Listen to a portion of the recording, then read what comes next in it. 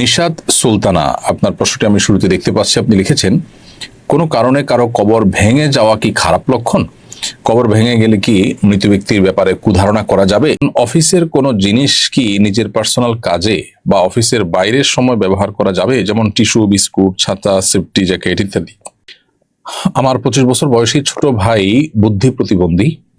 দৈনন্দিন কাজকর্ম যেমন খাওয়া, ঘুম, ইস্তিনজা নিজে নিজে করতে পারে, কিন্তু বুদ্ধির দিক থেকে অপরিপক্ক, ছোট শিশুদের মতো আচরণ করে। যেমন নামাজ পড়তে হবে এটা জানে, কিন্তু নামাজে দাঁড়িয়ে এদিক ওদিক তাকায়। এছাড়া টাকা গোনা, সময় দেখা এগুলো পারে না। নারীর প্রতি জৈবিক আকর্ষণ কাজ করে কি না আমরা জানি না। আমার স্ত্রী কি তার সাথে পর্দা করতে হবে? পাত্র নির্বাচনের ক্ষেত্রে মেয়ের বাবা হিসেবে পাত্রের কোন কোন দিক লক্ষ্য করা জরুরি? অনেক মানুষ পাত্র নির্বাচনের ক্ষেত্রে সর্বপ্রথম দেখে পাত্র সম্পদশালী কিনা। অনেক প্রসিদ্ধ বুজুর্গ আলেমকেও এমন করতে দেখা যায়। এ ব্যাপারে আপনার মন্তব্য জানতে চাই। অনেক আলেমকে দেখি ডান হাতে ঘড়ি পরেন। ডান হাতে ঘড়ি পরার কি বিশেষ কোনো ফজিলত আছে? চলুন তাহলে আর দেরি না করে আপনাদের প্রশ্নগুলোর উত্তর দেওয়ার আলোকিত ভবনে আমরা প্রবেশ করি। অনেক আলেমকে দেখি ডান হাতে ঘড়ি পরেন। ডান হাতে ঘড়ি পরার কি বিশেষ কোনো ফজিলত আছে? ঘড়ি ডান কিংবা বাম যে কোনো হাতেই আসলে পরা যায়। যারা ডান হাতে পরেন তারা এই চিন্তা থেকে পড়েন যে নবী করিম সাল্লাল্লাহু আলাইহি সাল্লাম ডানকে পছন্দ করতেন, আর ঘড়ি হাতে দেওয়া ভালো কাজ, যে কোনো পজিটিভ এবং ভালো কাজে ডানকে অগ্রাধিকার দেওয়াটাই হলো সুন্নাহ। সেই হিসেবে ডান হাতে অনেকে পড়েন। আবার যারা বাম হাতে পড়েন তারা তাদের কাছে বাম হাতে পড়ার কোনো যৌক্তিকতা আছে, সেজন্য তারা পড়েন। অবশ্য ডান বাম দুই হাতের যে কোনো হাতেই ঘড়ি পরা যায়, কারণ এটি হলো অনেকটা আংটি পরার মতো। আংটি নবী করিম সাল্লাল্লাহু আলাইহি সাল্লাম থেকে ডান হাতে বাম হাতে উভয় হাতে পরার বিষয়টি প্রমাণিত। অতএব কেউ চাইলে ঘড়ি ডান হাতে পড়তে পারেন, কেউ চাইলে ঘড়ি বাম হাতেও পড়তে পারেন। আমার 25 বছর বয়সী ছোট ভাই বুদ্ধি প্রতিবন্ধী। দৈনন্দিন কাজকর্ম যেমন খাওয়া, ঘুম, ইস্তিনজা নিজে নিজে করতে পারে, কিন্তু বুদ্ধির দিক থেকে অপরিপক্ক, ছোট শিশুদের মতো আচরণ করে। যেমন নামাজ পড়তে হবে এটা জানে, কিন্তু নামাজে দাঁড়িয়ে এদিক ওদিক তাকায়। এছাড়া টাকা গোনা, সময় দেখা এগুলো পারে না। নারীর প্রতি জৈবিক আকর্ষণ কাজ করে কি না আমরা জানি না। আমার স্ত্রী কি তার সাথে পর্দা করতে হবে? যদি বুদ্ধি প্রতিবন্ধী হয়ে থাকে আপনার ভাই, তাহলে সেক্ষেত্রে নারীর প্রতি তার আকর্ষণ আছে কিনা এই জিনিসটাকে বিভিন্নভাবে পরখ করা যেতে পারে, এবং সেটা নিরূপণ করে তার উপরে আপনার এখানে করণীয় ঠিক করতে হবে। যদি নারীর প্রতি তার আকর্ষণ থাকে, তার যদি আকর্ষণ বোধ থাকে এবং নারীর গোপন যে বিষয় আছে সেই বিষয়গুলো যদি সে বুঝে, তাহলে সেক্ষেত্রে তার সাথে পর্দা করতে হবে। আর যদি সেগুলো না বুঝে, তাহলে সেক্ষেত্রে তার সাথে পর্দা না করলে চলবে। আল্লাহ তাআলা বলেছেন, আবিত্তাবিঈনা গায়রি উলিল ইরবা মিনার রিজালি আও বিত্তিফলিল লাযিনা ইয়াযহারু আলা আওরাতিন নিসা।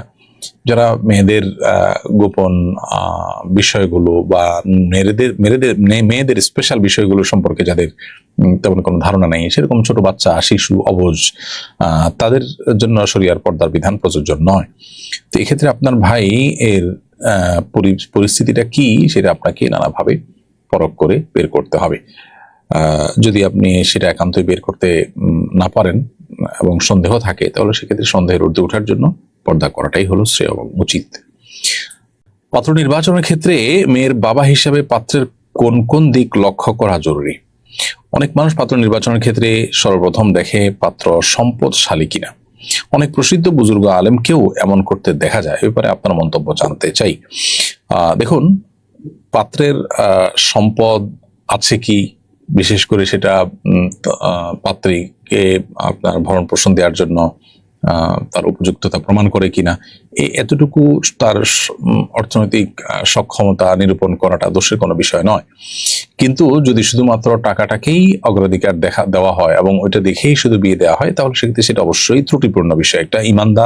একজন ইমানদারের যে দৃষ্টিভঙ্গি, সেটি এমনটি হওয়া উচিত নয়।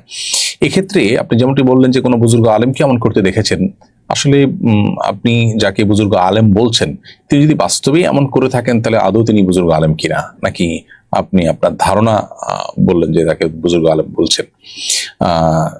মূলত নবী করিম সাল্লাল্লাহু আলাইহি ওয়াসাল্লামের প্রসিদ্ধ যে হাদিস আছে, সেই হাদিস আমাদের সামনে রয়েছে। তিনি বলেছেন যে তুনকাহুল মারআতু লিআরবা, সাধারণত 4টি বিষয় দেখে মেয়েদেরকে বিয়ে করা হয়।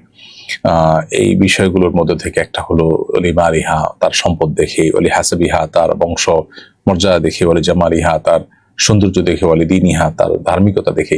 নবীজি বলেছেন ফাসবার বিজাতিদ দিন, তো তোমরা ধার্মিকতা দেখে বিয়ে করে তোমরা সফল হওয়ার চেষ্টা করবে। এই যে ধার্মিকতাকে অগ্রাধিকার দিয়ে নবী সাল্লাল্লাহু আলাইহি ওয়াসাল্লাম বিয়ে করতে বলেছেন, এখান থেকে পরিষ্কারভাবে বোঝা যায় যে অন্য সব দিক দিয়ে কম্প্রোমাইজ করা হলেও ধার্মিকতায় কম্প্রোমাইজ করা উচিত না, এবং এটাকে সবচেয়ে আগে এবং সবচেয়ে গুরুত্বের সাথে দেখা উচিত, টাকা পয়সাকে নয়। তিরমিজির আরেকটা হাদিস আবু হাতিম আল মুজানি রাদিয়াল্লাহু তাআলা থেকে বর্ণিত, যে নবী করিম সাল্লাল্লাহু আলাইহি ওয়াসাল্লাম ইরশাদ করেছেন, ইযা জাআকুম মান তারদাউনা দীনাহু ওয়া খুলুকা, যখন তোমাদের কাছে তোমাদের মেয়েদের জন্য বা ছেলেদের জন্য এমন কোনো মানুষ পাবে যে তার আখলাক আচরণ, তার দিনদারিতায় তোমরা সন্তুষ্ট, এরকম যদি পাও ফানকিহুহু, তাহলে বিয়ে দাও। এই যে দিনদারিতা এবং আখলাকে যদি কেউ ভালো হয়, তাহলে সেক্ষেত্রে তাকে অগ্রাধিকার দিতে বলা হয়েছে। এখান থেকে বোঝা যায় যে মানুষের ব্যক্তিত্ব, মানুষের আমল, মানুষের তাকওয়া, মানুষের দিনদারিতা, ধার্মিকতা, এগুলো বেশি খোঁজা উচিত বিবাহ শাদীতে, যেটা আজকাল খুব একটা খোঁজা হয় না। এগুলোকে সেকেন্ডারি অথবা আরো পরবর্তী লেভেলের জিনিস মনে করা হয় এবং সবচেয়ে গুরুত্ব দেওয়া হয় টাকাকে। হ্যাঁ, আবারও বলছি, এতটুকু টাকা তো অবশ্যই দেখতে হবে যে এই পাত্র পাত্রীকে ভরণ পোষণের ব্যবস্থা তার স্ট্যাটাস দিতে পারবে কিনা, সেটা দেখাটা দর্শনীয় কোনো বিষয় নয়। কোনো কারণে কারো কবর ভেঙে যাওয়া কি খারাপ লক্ষণ? কবর ভেঙে গেলে কি মৃত ব্যক্তির ব্যাপারে কুধারণা করা যাবে, কিংবা কুধারণা করলে কোনো গুনাহ হবে কিনা? উত্তর হলো, কবর কোনো কারণে ভেঙে যাওয়াটা এটা অস্বাভাবিক কোনো বিষয় নয়, এবং এটা মৃত ব্যক্তি বা কবরস্থ লোকটির খারাপ হওয়ার কোনো লক্ষণও নয়। আমরা অনেকে মনে করি যে কবর ভেঙে যাচ্ছে মানে কবর তাকে রাখছে না বা কবর তাকে গ্রহণ করছে না, লোকটা খারাপ, সেজন্য। এই কথাগুলো একেবারেই অমূলক এবং ধারণাপ্রসূত কথা, এগুলোর কোনো ভিত্তি নেই। কবর ভেঙে যাওয়াটা মাটির কোনো কারণে হতে পারে, অন্য কোনো কারণে হতে পারে। অতএব কবর ভেঙে যাওয়া, কবরে পানি ওঠা, এইরকম কোনো বিষয় আসলে মৃত ব্যক্তি বা কবরস্থ ব্যক্তির ভালো বা মন্দের কোনো বিষয়কে ইঙ্গিত করে না। বিধায় শুধুমাত্র কারো কবর ভাঙতে দেখে বা ভাঙা কবর দেখে বা কবরে পানি উঠেছে এটা দেখে ওই মৃত ব্যক্তি সম্পর্কে কুধারণা করলে সেটি গুনাহ হবে।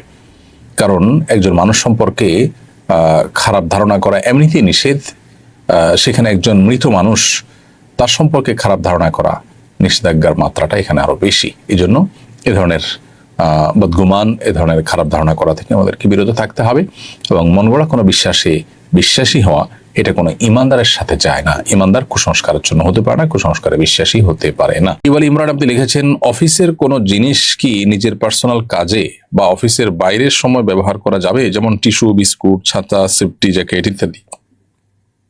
এই বিষয়গুলো নির্ভর করে অফিসের পলিসির উপরে। অফিস কর্তৃপক্ষ যে পলিসি নির্ধারণ করবেন সেটা মেনে চলতে হবে।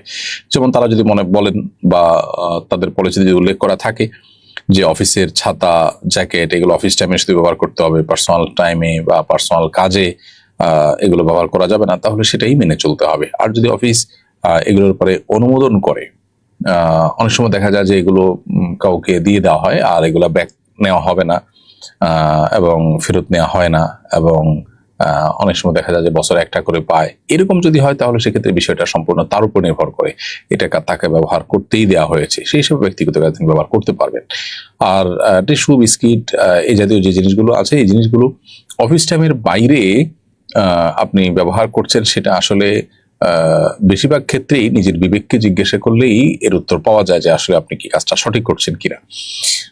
আপনি অফিসের যে বিস্কিট বা টিস্যু সেটা নিয়ে গেলেন, অফিস টাইমের বাইরে আপনি বাসা ব্যবহার করলেন, অন্য কোথাও ব্যবহার করলেন, সেটা যে খেয়ানত সেটা বোঝার জন্য কর্তৃপক্ষের পলিসির দিকে তাকাবার প্রয়োজন নেই।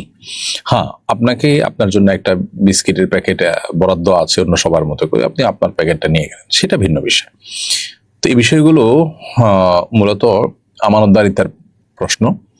এখানে মালিক পক্ষের কোনো ক্ষতি হলে তারা ডিউটিতে আপনাকে ব্যবহারের জন্য কিছু দিয়েছেন, সেটা আপনি ডিউটি দিয়ে ব্যবহার করবেন, ডিউটির বাইরে সেটা আপনি নিয়ে যাবেন না। একান্ত আপনার জন্য বরাদ্দকৃত জিনিস সবার জন্য আছে এবং সেটা বহনযোগ্য, আপনি নিয়ে নিলেন, সেটা ভিন্ন বিষয়।